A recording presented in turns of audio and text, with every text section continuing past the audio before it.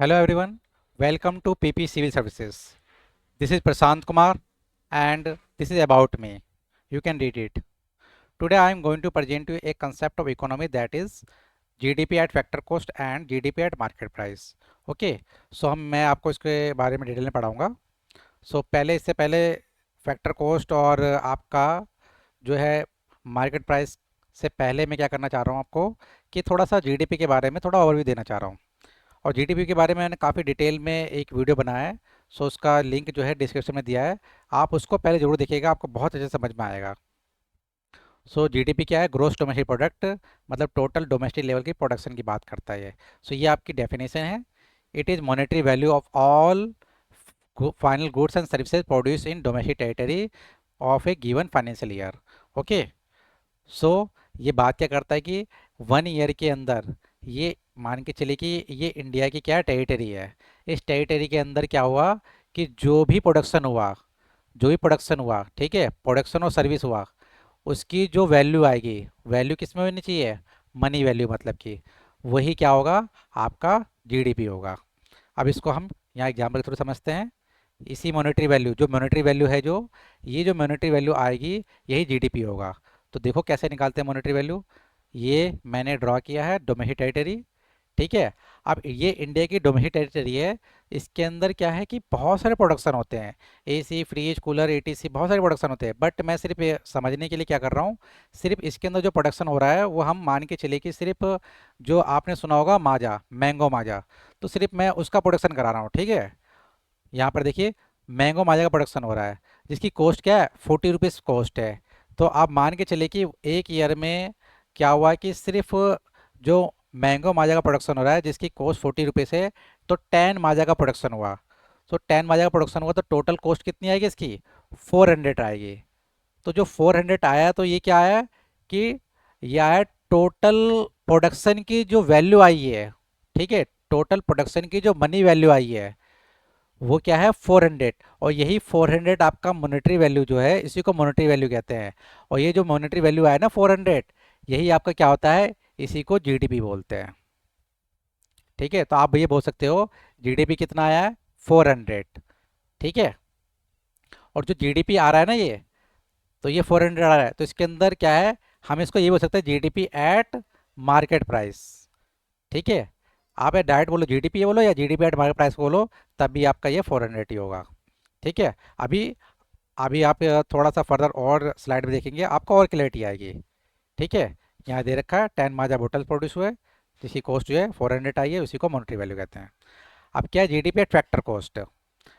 अब जीडीपी के बारे में आपको मैं बता चुका हूँ, ठीक है. अब ये फैक्टर कॉस्ट क्या होता है, ठीक है, इसको समझना है हमें. तो जीडीपी क्या? हमारा total value of goods and services produce with in a country. अब फैक्टर कॉस्ट क्या होगा कि अगर जीडीपी को अगर फैक्टर कॉस्ट पे काउंट करना है आपको, ठीक है, तो आपको क्या करना पड़ेगा? टैक्सेस और सब्सिडी को आपको एक्सक्लूड करना पड़ेगा, ठीक है. जो बोतल की कॉस्ट आई थी ना यहाँ पर, ये देखिए 40 रुपीज़ बोतल की कॉस्ट आई थी, मैंने आपको बताया ये जीडीपी की मार्केट प्राइस बोल दीजिए या जीडीपी बोल दीजिए डायरेक्ट.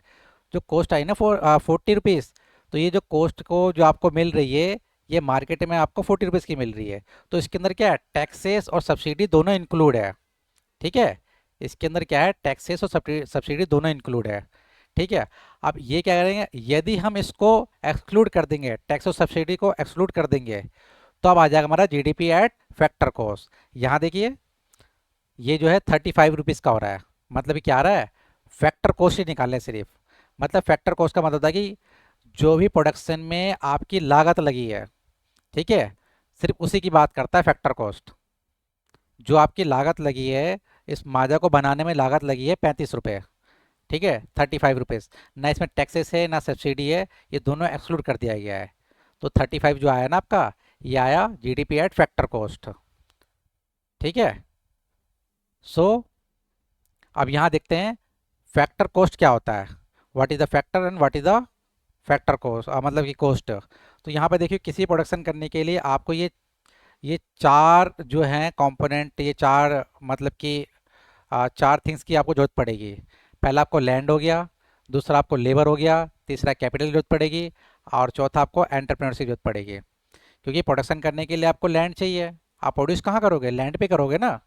और उसको लैंड पे प्रोड्यूस करने के लिए आपको कुछ लेबर की जरूरत पड़ेगी, क्योंकि उसको एक मेन ही तो करेगा उसको प्रोडक्शन उसके ऊपर।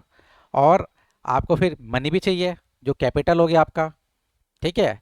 और फिर आपके पास स्किल होनी चाहिए कि मुझे प्रोडक्शन क्या चीज़ करनी है और कैसे बनाना है उसको। ठीक है, जैसे माजा है, तो माजा को कैसे रेडी करना है, वो आपके पास स्किल होनी चाहिए। तो ये पर्सन जो है, ये लेबर भी है और ये एंटरप्रेन्योरशिप भी है। ठीक है, जैसे आप बोल सकते हो एलन मस्क। एलन मस्क क्या करता है, वो उसके अंदर जो क्या करता है, एक तरह से बोल सकते हो कि कभी कभी लेबर की तरह भी काम कर सकता है, और हो सकता है उसके पास स्किल हो, तो वो स्किल्स जो अपनी दिखाता है उसके अंदर। और देखो आज देखो कि इलेक्ट्रिकल कार बड़े जो लेवल पे है, वो देखोगे एलोन मस्क ने बहुत अच्छे से बनाया है उसको। ठीक है, तो ये हो गया फैक्टर। और कॉस्ट क्या होगी, अब लैंड लिया होगा तो वहाँ पर रेंट देना पड़ेगा। ठीक है, अगर लेबर होगा तो उनको वेजेज और सैलरी देना पड़ेगा। ठीक वैसे कैपिटल है तो उसको इंटरेस्ट पे करना पड़ेगा। ठीक वैसे एंटरप्रेन्योरशिप है तो उसको प्रॉफिट देना पड़ेगा। ठीक है, तो अब ये मान के चलिए कि अगर मैंने माना कि यहाँ पर किसकी बात हो रही है, यहाँ पर माजा की बात हो रही है। जो माजा है आपका, जो 40 रुपीज़ का जो माजा था, वो क्या हो गया, वो 35 का हो रहा है। किस पे, आपका फैक्टर कॉस्ट पे। फैक्टर कॉस्ट पे 35 का हो रहा है। तो आप मान के चलिए कि वहाँ पर उसको लैंड दिया होगा 10 रुपीज़, आप इसको मान के चलिए। ठीक है, 10 रुपीज़ को मान के चलिए, आपको इसको 10 रुपीज़ को यहाँ दे दिया, और यहाँ पर 5 रुपीज़ ही हो गया। तो आप समझिए कि टोटल कितना हो गया, 10 10 और 10 और 5, टोटल हो गया आपका 35। तो जो 35 आया ना, यही आपका हो गया फैक्टर कॉस्ट। ठीक है, इन चारों को इंक्लूड किया गया है अभी तक।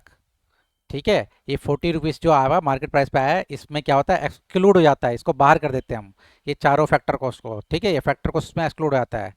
लेकिन क्या होता है मार्केट प्राइस में, क्या होता है एक्सक्लूड आता है। और लेकिन फैक्टर जो आपको देख रहा हूँ 35 फैक्टर कॉस्ट है, ये सिर्फ जो लागत देखी जा रही है इसके ऊपर, इस पर ना कोई इंटरेस्ट और ना कोई सब्सिडी, कुछ चीज़ इंक्लूड नहीं है इसके अंदर। ठीक है, तो अब आप अच्छे से समझ पा रहे हो कि फैक्टर कॉस्ट किसकी बात कर रहा हूँ मैं।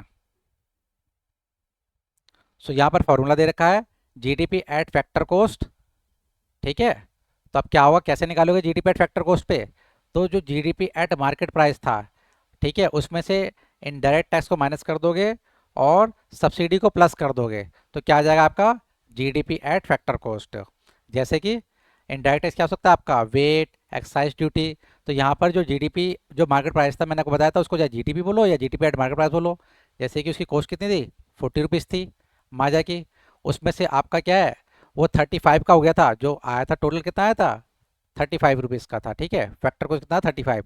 तो मान के चलिए कि आपको इसके अंदर लगा होगा इनडायरेक्ट टैक्सेस जो लगा होगा, हो सकता है यहाँ पर इनडायरेक्ट टैक्स जो लगाया होगा उन्होंने, वो लगाया होगा, मान के चलिए कि आप 6 रुपीज़ का लगाया होगा indirect tax. Okay, indirect tax जो लगाया होगा वो 6 रुपीज़ का लगाया होगा। अब इनडायरेक्ट टैक्स क्या है, इसके अंदर क्या है, इनडायरेक्ट टैक्स क्या लग गया आपका 6 रुपीज़। तो बताइए सब्सिडी कितना दे दिया गवर्नमेंट ने, क्योंकि टैक्स क्या है, टैक्स जो है इनडायरेक्ट टैक्स का 6 रुपये लग गया है। तो सब्सिडी कहीं ना कहीं जो होगा 35 जो है फैक्टर कॉस्ट जो आया है, कहीं ना कहीं तो फिर ये कितना होगा बताइए, बताइए ये कितना होगा। ये होगा आपका, क्योंकि यहाँ पर ये 40 में से सिक्स सिक्स तो आउट हो गया इसके अंदर से। ठीक है, तो बचे कितने हमारे पास, 34।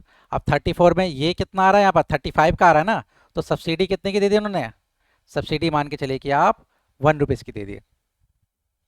जब सब्सिडी 1 रुपीज़ की दी है और इनडायरेक्ट टैक्स 6 रुपये लगा है, तो जो हमारा जो आया है हम कैसे निकालेंगे, जीडीपी एट फैक्टर कॉस्ट पे। तो हमने क्या किया, जीडीपी एट मार्केट प्राइस क्या हमारा 40 रुपीज़ था, उसमें इनडायरेक्ट टैक्स लगा हमारा 6 रुपीज़ का, ये माइनस कर दिया, और सब्सिडी को क्या कर दिया, प्लस कर दिया। तो हमारा क्या आ गया, जीडीपी एट फैक्टर कॉस्ट जो है कितना हमारा 35 रुपीज़। ओके,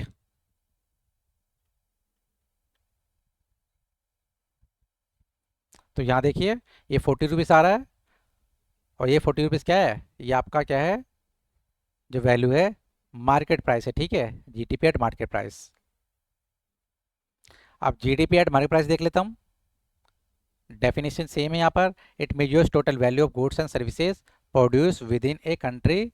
अब इसमें क्या होगा, मार्केट प्राइस की जब भी बात करेंगे तो इसमें क्या होगा, टैक्सेस और सब्सिडी क्या होंगे, इंक्लूड होंगे। ठीक है। टैक्सेस और सब्सिडी क्या होंगे, इंक्लूड होते हैं इसके अंदर। जैसे कि अब यहाँ पर निकालना है क्या हमें, जीडीपी एट मार्केट प्राइस। जैसे ही आप जीडीपी मार्केट प्राइस में निकालोगे तो आप ये बताओ मुझे, जीडीपी एट फैक्टर कॉस्ट तो आप रखोगे, क्योंकि ये तो फैक्टर कॉस्ट है, आपकी कॉस्ट कितनी लगी है। अब उसमें क्या होगा, इनडायरेक्ट टैक्स क्या होगा, प्लस हो जाएगा। इनडायरेक्ट टैक्स क्या हो जाएगा, आपका प्लस हो जाएगा। मान के चलिए कि मार्केट प्राइस में आपका कितना 40 रुपीज़ था ये। अब जीडीपी फैक्टर कॉस्ट आपका जो मैंने बताया आपको, ये कितना लगा आपका, 35 रुपीज़ लगा। ठीक है। इसमें से अब क्या है, इनडायरेक्ट टैक्स कितना लगा हो बताइए। हो सकता है इनडायरेक्ट टैक्स जो है यहाँ पे 6 रुपीज़ मैंने बताया आपको। ठीक है। 6 रुपये आपका इनडायरेक्ट टैक्स लगा और 1 रुपीज़ सब्सिडी मिल गई है। तो अब जो आया, टोटल जो वैल्यू आई है, जो 40 रुपीज़ आई है, ये आया जीडीपी एट मार्केट प्राइस। ठीक है। और फैक्टर कॉस्ट क्या हमारा 35 हमारे कॉस्ट लगी है, कितनी लागत लगी हमारी 35 रुपीज़ कॉस्ट लगी है। उसमें गवर्नमेंट ने क्या किया, इनडायरेक्ट टैक्स लगेगा 6 रुपये का और 1 रुपये की सब्सिडी दे दी है। तो टोटल जो लास्ट में जो वैल्यू आई है जीडीपी एट मार्केट प्राइस में 40 रुपीज़, इसको बोलते हैं आप जीडीपी एट मार्केट प्राइस। ठीक है। और यही जो आपने देखा होगा ना, आपने 400 जो आया था इसकी कॉस्ट मैंने जोड़ी थी, फर्स्ट स्लाइड में आपने देखा होगा। तो जो 400 आया था वो जीडीपी एट मार्केट प्राइस पे आया था। ठीक है। So I hope you are understanding well. अगर आपको नहीं समझ आएगा तो इस लेक्चर को दोबारा देखना। ठीक है। So thank you so much.